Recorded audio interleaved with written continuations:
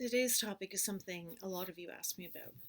How can I be Christian and not attend church because church is boring and I don't really want to be there?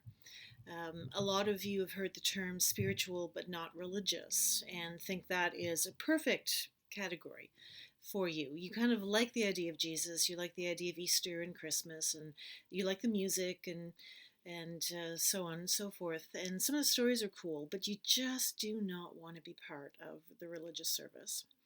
And that's a really hard one because yes, you can be a Christian without part of a community, but that's not how it's designed. It's meant to be groups of people together. So the best idea really is to create your own group of people. The thing with spiritual but not religious is that it tends to be a bit of a shopping cart that you just plop things in that look a little bit interesting, but everything you find is part of a tradition. So if you're into yoga, that's a prayer tradition of the Hindus. It's steeply steeped in meaning and symbolism and prayer and worship. All those poses are actually prayer positions. They're not just exercise positions. Or Buddhism, it's more than just meditating and reading what Confucius says and um, having some interesting looking stone statues. So there's no such thing as spirituality that is not connected to religion.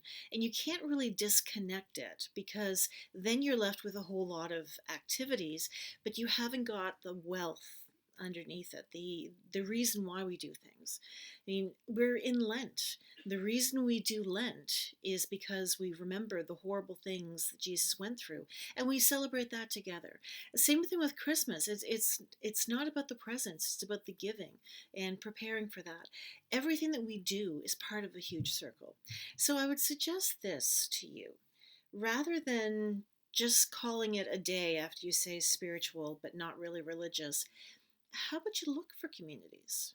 Maybe the one you grew up in is not really working for you, but maybe some of the other people that you grew up with, that you go to school with, are feeling the same way. So you can form a community together. Now, it takes some bravery. It takes you actually getting outside yourself and going to talk to them, but it can be done. The thing with being spiritual is it's best done rooted in a tradition. But tradition doesn't have to stay boring and unimaginative. The Christian church, the worship service we've had, that has changed century after century.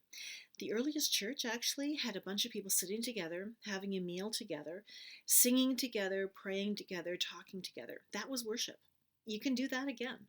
It doesn't have to be sitting in a pew and listening to someone else talk for an hour or an hour and a half and being bored out of your tree. There are incredible ways to be spiritual with a community and redo it on your terms, not the way it's always been done. Talk to me about it, talk to the minister that you have about it.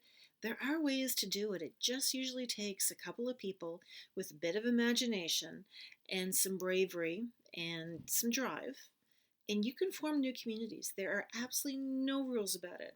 And worship on Sunday morning, that was meant for farmers when they were having to take care of cows. It might not be the worship that we go have going forward because it doesn't fit our lifestyle now with people working 24 hours a day, 7 days a week. We need to change, and maybe you're the ones that can help us figure that out.